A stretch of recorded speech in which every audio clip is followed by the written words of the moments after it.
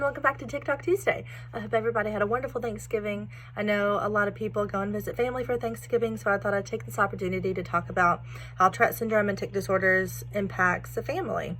This is probably going to be a shorter video. I'm probably really only going to focus on mainly the parents and the siblings and how it really impacts them, because of course, I think we know by now how Tourette syndrome can be pretty debilitating to the individual, but I haven't really talked a lot about actually how it can affect the family. So to start off, I'm probably going to focus more on the parents, and I'll get to the siblings a little bit later. So something we'll start off with is reaction to a diagnosis. A lot of people feel relief for a diagnosis, like, oh, we finally know what's going on. Now we have the answers. We can figure this out now. Now we can seek help and everything. But a lot of people also feel guilt and shame. And I also want to preface this. It's your feelings are valid. Your reactions are valid. Everything is okay, what you're feeling. I promise, like, it's okay. It's okay to feel angry. It's okay to feel sad. It's okay to feel like, it's okay to feel whatever you're feeling, and it's valid, and it should be acknowledged, and you should address it. I mean, I don't want to say necessarily internalize or externalize your feelings, because something can always go wrong. Anyway, what I'm trying to say is that your feelings are valid. Your reaction is normal, and that's okay. A lot of people do feel guilt or shame because they find out that this disorder is hereditary, and they think, oh, I've passed this down to my child. How could I do this? How did I not know? Or maybe they're thinking about past experiences with the child, and like, you know, how did I treat them? Because I didn't know that what they were doing wasn't on purpose. So that's really, when it comes to reaction diagnosis, it's how it affects them. It can affect their health, and sometimes their social life and work life, depending on like whether your child may need accommodations at home or at school, like an IEP or a 504. But anyway, I'm getting ahead of myself. As far as responding to tics, the best thing to do is to ignore tics. Is the best thing to do is just completely ignore them. And it's very hard, and I know it's very hard. And it's okay. It's going to take some time. It really is. But eventually, it kind of just becomes part of your day-to-day life, and you just kind of get used to it. But really what happens when your child is ticking is they probably don't know it's happening either. It's probably like involuntary to them, and they don't really think about it. So when it's brought up to them or mentioned, sometimes it can make them hyper aware, or it can make their tics worse, because then all of a sudden it's like they're thinking about it. Anyway, so just the hyper awareness of it can sometimes make it worse when they're not even thinking about it. And also the best thing to do is if they're ticking, if they need like to just relax and like they're home, they need to get all their tics out after school, just let them, because school's a very stressful environment, which is why the ADA, why the disability is covered by the ADA, and why schools, oh gosh, what was the word I'm looking for?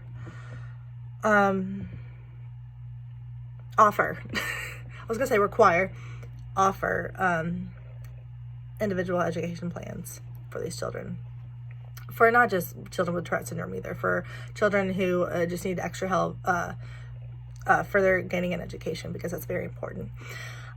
So again, what all these parents are doing or should be doing, I guess I'm kind of doing a step-by-step as what you should do. We'll get to that. Siblings. A lot of what their feelings are going to be embarrassment at first. And like I said, that's okay. It's normal. Sometimes this can mean that they don't want to invite their friends over, or they don't even want to go out in public with their family because they know people are going to be staring, people are going to be whispering and looking. Like, what are people going to say? They're going to make fun of you. And this can lead to aggression, because they get mad. And, you know, again, it's okay to feel that way. But sometimes, like I said, parents will need to intervene and educate their children because of this. And maybe I'm biased, but the best resource you can find is the Tourette Association of America. Maybe I'm biased because I'm an ambassador, but obviously I think they're the best, wonderful nonprofit organization that aims to raise awareness, foster social acceptance, and also reduce the stigma that's revolving around Tourette syndrome, like coprolalia. And it's not just Tourette Association of America, there's also in Canada and Australia as well. Anyway, back to what I was saying. So they can often be aggressive because of this. Sometimes they can develop their own behavioral problems because maybe they feel neglected, or they might resent their sibling because sometimes they get special treatment, or maybe they get away with more things than them. And so it is okay to feel the way you feel. What's very important is when parents evenly divide tasks and responsibilities that are appropriate to their children, but also make sure that each of their child is receiving attention and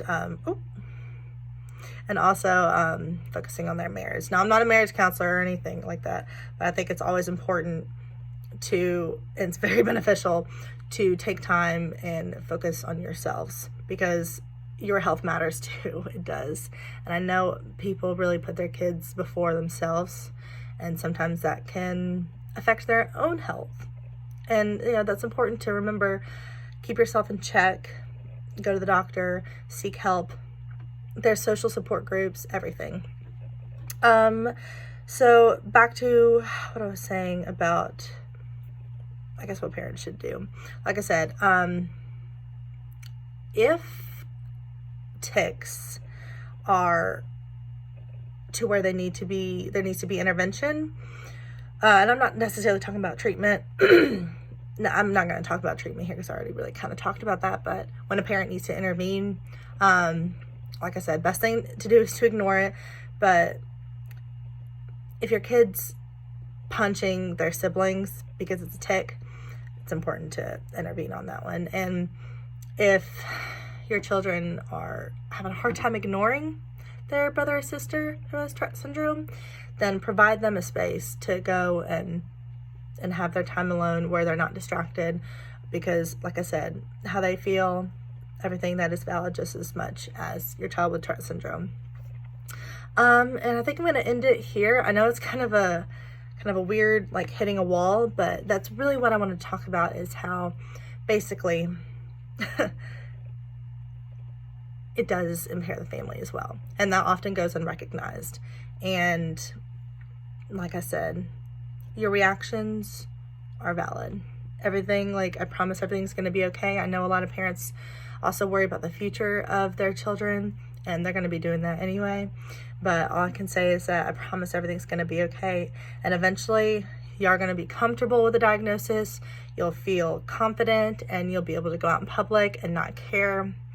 Eventually it's going to happen, but when your kid's younger, it's going to take some time, because you got to get used to it and develop your own, well, like any child has to figure out how to develop their own problem-solving skills and coping mechanisms with anything. I mean, they don't even have to, like, it's just a normal part of child development. So I promise you're going to get through this, especially if you're somebody who is new to this. Like I said, Tourette Association of America provides the best resources ever.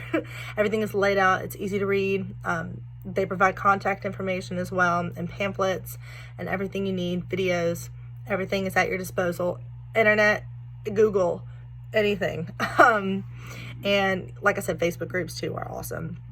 So that is all for today. I'm sorry I was a little, not disoriented, but I guess distracted. I'm almost done with school, and I'm so ready to be done. Anyway, I hope, like I said, y'all had a wonderful, thankful Thanksgiving. I hope there were no problems ever. There's going to be problems. I'm delusional and I need to go to bed. However, y'all have a wonderful, wonderful, wonderful TikTok Tuesday, and I will see y'all next week. Bye.